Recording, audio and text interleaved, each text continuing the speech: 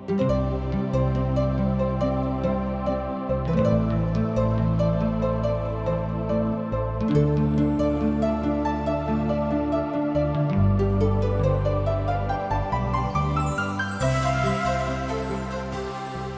आदमी के जिंदगी पाप के कारण तरह तरह की चिंता, दुख और अशांति में पड़ के सही रास्ता से अलग हो गई बा।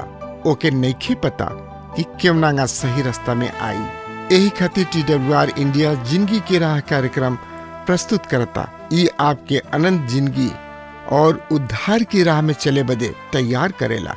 कृपा करके देखी, सुनी, ताकि परमेश्वर आपकी जिंदगी का रास्ता बतावे वाला ठहरस। प्रिय श्रोता, एकरा से पहले हम देखले रही यही यूहन्ना रचित सुसमाचार 20 अध्याय के 1 पद से लेके 15 पद तक, और इहो देख ले रही जा पुनरुत्थान के बारे में। आई अब देखल जाओ यही यूहन्ना रचित सुसमाचार 20 अध्याय के 16 पद से लेके 31 पद तक में प्रभु यीशु के मृतक में से जिंदा होखला के दिन। तो एकरा बारे में ज्यादा से ज्यादा जानकारी खातिर वह हमारा संगे अपन पवित्र शास्त्र बाइबल निकाल ली। हाँ, तो ओह में देखी यूहन्ना रचित सुसमाचार 20 अध्याय 16 पद से लेके 31 पद तक एक खाली सरसरी निगाह से पढ़ लिहल जाओ। ये तरी से लिखल बा, प्रभु यीशु उनकरा से कहलन, मरियम। उ पीछे फिर के प्रभु यीशु से इब्रानी बोली में कहली, रब्बुनी, जेकर माने ह हे गुरु।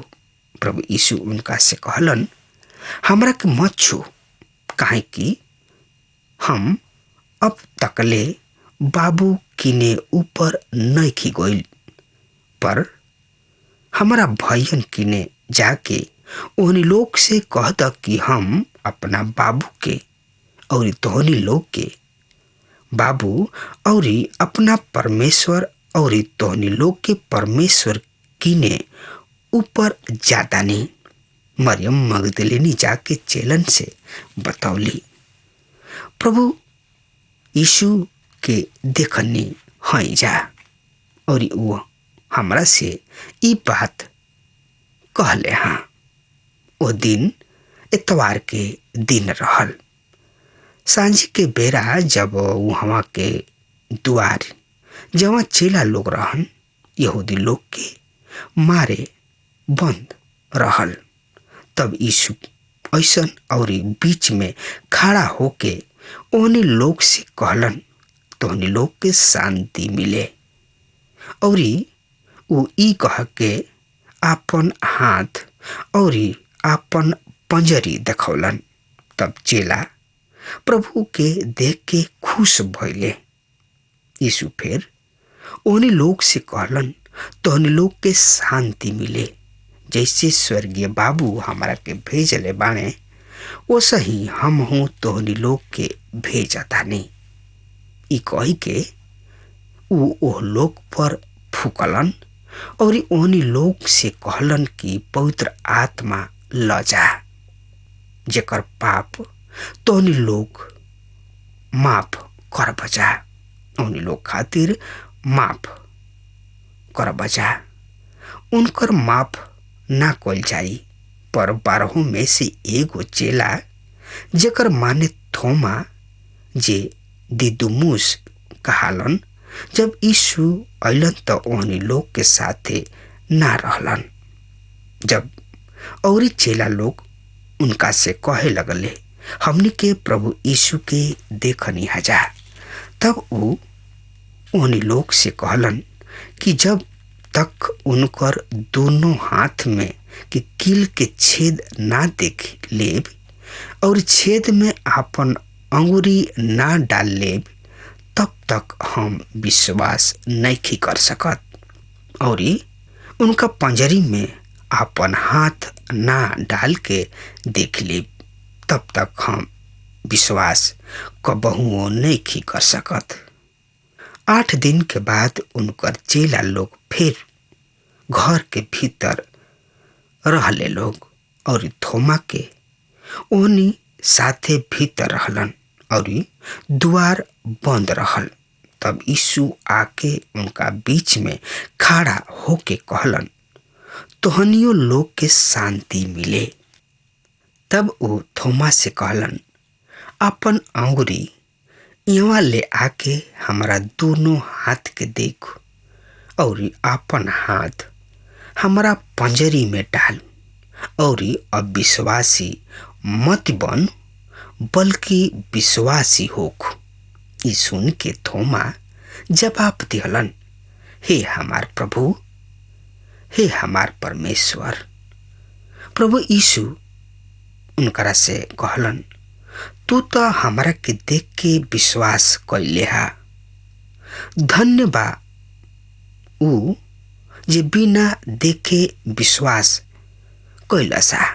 प्रभु यीशु और बहुते चिन्ह अपना चेलन के दिखौले जवान एक किताब में लिखल नहीं खे गोइल। दूसरा शब्द में कहल जाए जौन की एक किताब में लिखल नहीं खे गोइल, पर ई एक खातिर लिखल गोइल बा कि तोहनी लोग विश्वास कर जा कि यीशु परमेश्वर के बेटा मसीह हवन और विश्वास क के उनका नाम से जिंदगी पावा जा। प्रिय श्रोता, 11 से 18 पद में मरियम मगदलिनी के प्रभु यीशु के वर्णन तथा दर्शन के पौनी हजा। त ये सब के जानकारी खातिर रुआ एक खाली फिर ये सब पद के बारी बारी से पढ़ लिहल जाओ। तरवा हमरा संगे पढ़ी यूहन्ना रचित सुसमाचार 20 अध्याय 17 पद से लेके 18 पद में एह तरी से बखान बा। सुनी, उंघाई मत। प्रभु यीशु उनका से कहलन, हमरा के मत छू, काहे कि हम अबही तक बाबू किने ऊपर नइखी गइल, पर हमरा भयन किने जाके ओहनी लोग से कह द कि हम अपना बाबू और तोहनी लोग के बाबू और अपना परमेश्वर और तोहनी लोग के परमेश्वर किने ऊपर जाता नहीं। मरियम मगदलिनी चेलन के बतौली, हम प्रभु यीशु के देखनी हा और हमरा से ई बात भी कैले हा। प्रिय श्रोता, रुआ कहब कि मसीह यीशु मरियम से तो कहले हमरा के मत छू, पर चेला लोग से कहले हमरा के छू के देख। ई अंतर काहे? श्रोता, एकर कारण ई रहे कि प्रभु जी पिता किने ऊपर ना गोल रहन। जब उ चेला लोग से मिलले तब स्वर्गीय बाबू से भेंट क चुकल रहन। श्रोता, आइए खाली औरी यही अध्याय के 18 पद फिर से पढ़ ली जा। मरियम मगदलिनी जाके चेलन के बतौली, हम प्रभु के देखनी हा और ई हमरा से ई बात भी कैले हा। श्रोता, मरियम मगदलिनी चेला लोग के सामने गवाही देताड़ी कि हमने के प्रभु जी के देखनी हा और उनका से बतियाइबो भी कैनी हा और उनका से बात चित भी कैनी हा। श्रोता, का रउआ प्रभु यीशु से मिलल बानी? तो अगर रउआ नहीं के मिलल तो आजुए विश्वास करके रउआ प्रभु यीशु से मिली। तो औरी ज्यादा जानकारी खातिर रउआ हमरा संगे आपन पवित्र शास्त्र बाइबल निकाल ली। हाँ, तो ओमे देखी यूहन्ना रचित सुसमाचार 20 अध्याय 19 पद। ए पद में एह तरी से लिखल बा, ओ दिन एतवार के दिन रहल। सांझी के बेरा जब वहाँ के द्वार जहाँ चेला लोग रहन, यहूदी लोग के डर के मारे बंद रहल, तब यीशु अइलन और बीच में खड़ा होके ओहनी लोग से कहलन, तोहनी लोग के शांति मिले। प्रिय मित्र, चेला सब यहूदी सब के डर के मारे एगो घर में दुबुक के बैठल रहन सा। दूसरा शब्द में कहल जाए, यहूदी के डर भय से चेला लोग दुबुक के एगो घर में बैठल रहन सा। प्रभु यीशु वो बंद कमरा में यानी कि वो बंद घर में उनके बीच में अइलन और उन्हीं लोग से कहलन, तोहनी लोग के शांति मिले। श्रोता मित्र, शांति के ई अभिवादन केवल प्रभु यीशु कर सकत रहन, काहे कि ई शांति विश्वास से धर्मी ठहरावल गोला के द्वारा हमने के प्रभु यीशु से है। मित्र, जहाँ शांति बा वहाँ आनंद बा, जहाँ शांति बा वहाँ खुशी बा। यही यूहन्ना रचित सुसमाचार 20 अध्याय के 20 पद में एह तरी से लिखल बा, सुनी ध्यान से। और उ ई कह के आपन हाथ और आपन पंजरी देखौलन। तब चेला लोग प्रभु के देख के खुश भइले। श्रोता, जौन घाव क्रूस पर खैले रहन उनकर निशान रहे। इहे हमनी के उद्धारकर्ता के पहचान ह। ई घाव हमरा और रउआ खातिर खैले रहन, जना के कि हम बिना दाग झूरी के निष्कलंक अवस्था में पिता परमेश्वर के सामने उपस्थित हो सकस। ई चिन्ह अनंत काल तक हमनी के पाप के क्षमा के प्रमाण दे रहल बा। श्रोता, इस समय ऐतिहासिक संक्रांति काल के नाम से जानल जाला।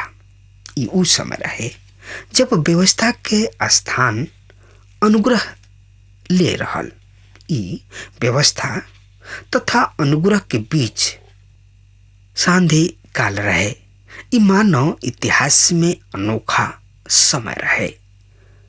वहाँ हम 22वां पद में पढ़तानी कि ई कह के उ ओह लोगन पर फूकलन और ओहनी लोग से कहलन कि पवित्र आत्मा ल जा। श्रोता, उ फूक दिहलन। ए अभिषिक्त के हमनी के केवल एगो अन्य जगह पर पावत तानी जा। उ उत्पत्ति के किताब में उ आपन सांच यानी कि उ आपन सांस फूकले और उ आदम जीवित प्राणी बन गइल। श्रोता, वही तरी मसीह यीशु परमेश्वर के आत्मा के फूकले और ये प्रेरित में अनंत जिंदगी के फूक दिहले और उ लोग अनंत काल के खातिर जीवित प्राणी बन गइले और ई आत्मा प्रभु यीशु के स्वर्गारोहण तक तथा पेंतीकुस्त के दिन तक पवित्र आत्मा के उझिल गोइला के समय तक संभालनी और सुरक्षित रखी। ई अंतराल में उनका रक्षा करी और पेंतीकुस्त के दिन पवित्र आत्मा उ पवित्र आत्मा द्वारा मसीह यीशु के शरीर में बपतिस्मा प्राप्त करी है और कलीसिया अस्तित्व में हुई। दूसरा शब्द में कहल जाए, कलीसिया अस्तित्व में आई। उस समय से लेके वर्तमान समय तक पवित्र आत्मा इस संसार में बा और उ मसीह के विश्वासी जन में विश्वास करेला और उ प्रत्येक विश्वास ले अवला के द्वारा मसीह यीशु के शरीर में एक हो जाला तथा एकात्म करेला। यह पवित्र आत्मा के बपतिस्मा है। प्रिय श्रोता, एकरा बारे में और जानकारी खातिर वह हमरा संगे पढ़त चलत चली। यूहन्ना 20 अध्याय के 23 पद में एह तरी चर्चा भइल बा, सुनी। जेकर पाप तोहनी लोग माफ कर बजा ओहनी लोग के खातिर माफ कल जाई और जेकर पाप माफ ना कर बजा उनकर पाप माफ ना कल जाई। श्रोता, ये पद के समझे के बहुत ही जरूरी बा। पाप सब के द्वारा केवल प्रभु यीशु के खून के द्वारा बा। प्रेरित के काम अथवा कोनो भी पत्री में हम ऐसा कोनो उदाहरण नहीं की पावत की जहाँ चेला सब केहू के पाप क्षमा कैले हो खस। ए पद के सदियों दुरुपयोग होत रहल बा। चेला लोग के जौन करे के रहल उ ई रहे कि उ हर एक जगह पर जाके पाप के क्षमा के खातिर प्रचार करस जा, जौन की एह तरी विश्वास करे हैं उनकर पाप क्षमा कल जाई। हम केहू के पाप के क्षमा कर सकता नहीं। उन लोग के सुसमाचार सुना के, उन लोग के ई बता के कि मसीह यीशु पवित्र शास्त्र के अनुसार पापी सब के खातिर मारल गोलन, गाड़ल गोलन और तीसर खातिर मृतक में से जी उठले। श्रोता, अब हमार एगो महान उत्तरदायित्व बा। यदि हमनी के संसार के सुसमाचार न की जा सुनावत त उन लोग के पाप कैसे क्षमा होई? मित्र, केवल मसीह के सुसमाचार ह जौन की संसार के खातिर पाप के क्षमा हो सकता। आई अब देखल जाओ यीशु थोमा के दिखाई देताड़न। त एकरा बारे में जानकारी खातिर वह हमरा संगे पढ़ी यूहन्ना रचित सुसमाचार 20 अध्याय 24 पद से लेके 25 पद में एह तरी से चर्चा भइल बा। सुनी। पर 12 में से एगो चेला जेकर माने थोमा जे दिदुमुस कहालन, जब प्रभु यीशु अइलन तो ओहनी लोग के साथे ना रहलन। और जब चेला लोग उनका से कहे लगले हमने के प्रभु के देखनी हाजा, तब उ लोग में कहलन कि जब तकले उनका दोनों हाथ में कील के छेद ना देख ले और छेद में अंगुरी ना डालब, उनका पंजरी में अपन हाथ ना डाल के देख ले, तब तक हम विश्वास नहीं कर सकत। प्रिय मित्र, थोमा दूसर चेलन के बात पर विश्वास ना कइले। थोमा के शक संदेह करे वाला आदमी रहन। दूसरा शब्द में कहल जाए थोमा शक्की आदमी रहन। पर ई आदमी दूगो महान रहस्य सब के प्रगटीकरण के साधन बनले। पहल का यूहन्ना 14 अध्याय के 6 पद में।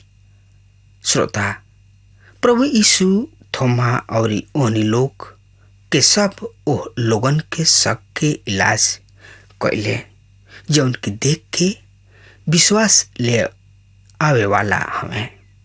सुसमाचार हमने के ई ना बतावेला कि थोमा प्रभु यीशु मसीह के छुअले।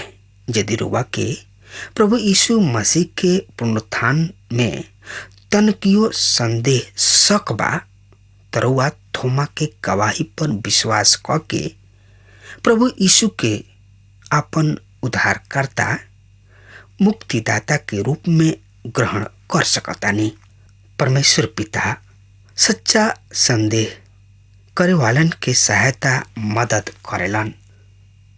हाँ तो प्रिय श्रोता, रुआ हमरा संगे पढ़त चलत चली। यही यूहन्ना रचित सुसमाचार 20 अध्याय के 29 पद में एह तरी से लिखल बा। यीशु उनका से कहलन, तू तो हमरा के देख के विश्वास कइला हा। धन्य उ बाड़े जे बिना देखे हमरा पर विश्वास कइले हा। श्रोता, ई हमनी के युग के लोगन खातिर विशेष आशीष ह जे उनका मृत्यु और पुनरुत्थान पर विश्वास करेलन। यही अध्याय के 30 और 31 पद पढ़ी। यीशु बहुते चिन्ह चेलन के सामने देखौले जौन एक किताब में लिखल नइखे गइल, पर ई एह खातिर लिखल गइल बाकी तोहनी लोग विश्वास कर जा कि यीशु परमेश्वर के लइका यानी कि बेटा मसीह हवन, और विश्वास क के उनका नाम से जिंदगी पावा जा। प्रिय मित्र, यीशु समाचार के कुंजी है। प्रभु यीशु द्वारा सब कार्य के लेखा ना राखल गइल, पर जेकर लेखा रउआ और हमरा सामने राखल गइल बा यानी कि प्रस्तुत कइल गइल बा। ओकर मुख्य उद्देश्य ई है कि हम और रउआ विश्वास करी जा कि यीशु ही परमेश्वर के बेटा मसीह हवन, और विश्वास क के जिंदगी पाई। मित्र, रउआ केवल विश्वास द्वारा रउआ जिंदगी प्राप्त कर सकतानी।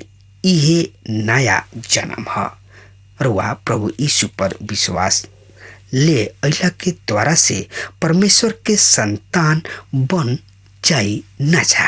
हाँ तो प्रिय श्रोता, अब हमार समय खत्म हो रहा बा। तब तक खातिर रउआ हमरा के आशीष दिही। परमेश्वर रउआ सबके बहुते बहुते आशीष देश। आमीन। हमके विश्वास बा कि ई कार्यक्रम आप सब खातिर फायदेमंद सिद्ध भइल हुई। हम चाहतनी कि आप सब अपन अपन आशीष हमरों से बांटी। अगर आप सबके लगे बाइबल से चाहे आपकी निजी जिंदगी से कोनो सवाल होके चाहे कोनो समस्या खातिर प्रार्थना करावे चाहतनी तो हमारी फोन नंबर पर जरूर संपर्क करें। परमेश्वर आप सबके बहुत आशीष प्रदान करें और आज का दिन आप खातिर सुखद बनावे।